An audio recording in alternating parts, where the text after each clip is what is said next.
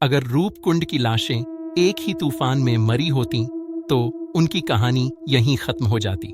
लेकिन सच और गहरा है, क्योंकि उनकी मौत एक ही दिन, एक ही शादी, एक ही कारण से नहीं हुई। सवाल सिर्फ यह नहीं कि वो कैसे मरे, बल्कि यह कि वो वहां क्यों गए और उनके साथ हुआ क्या। आज हम खोलेंगे डीएनए रिपोर्ट्स और उन लोगों की असली पहचान का राज। रूपकुंड झील में मील कंकालों की पहली बड़ी स्टडी हुई 2019 में।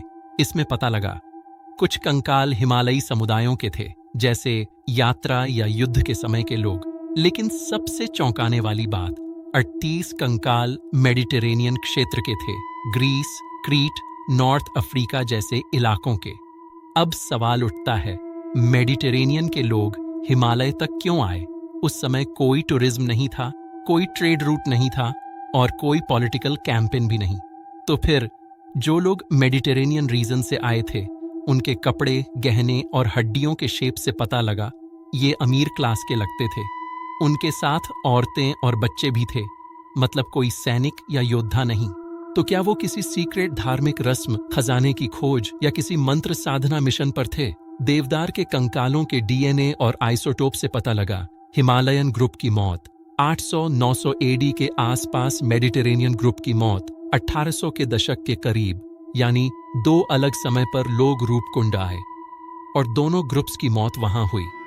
इत्तेफाक या झील किसी को वापस जाने ही नहीं देती? कुछ और चीजें भी मिलीं। कुछ कंकालों का पोस्टमार्टम पैटर्न, वही ओले के घाव, लेकिन कुछ कंकालों पर खंजर से कटने के निशान और टूटी पसलियां, जैसे उनमें से कुछ लोग जिंदा बच गए थे और बचने के लिए एक दूसरे से लड़ने पर मजबूर हुए। और उससे भी ज्यादा डार्क बात, मेडिटेरेनियन लोगों के कपड़ों पर रिचुअल इंक सिंबल मिले। ऐसे सिंबल जो हिमालयन कल्चर में नहीं, लेकिन मंत्र पाठ और मना किए गए पंथ के तरीकों से मिलते जुलते हैं। तो थ्योरी यह कह रही है कि कोई धन, सिद्ध, दिव्य शक्ति को पाने के लिए लोग वहां गए थे, लेकिन हिमालय ने सबको निगल लिया।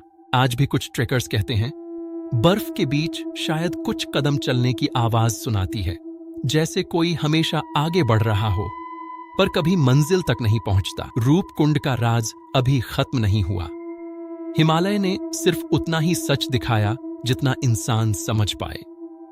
अगर आप पार्ट 3 चाहते हैं, जिसमें हम बात करेंगे आखिरी बची हुई डीएनए फाइलें, लापता शरीर और बैन किए गए अभियान, तो कमेंट लिखें रूपकुंड पार्ट 3 और वीडियो को लाइक और सब्सक्राइब करना मत भूलना।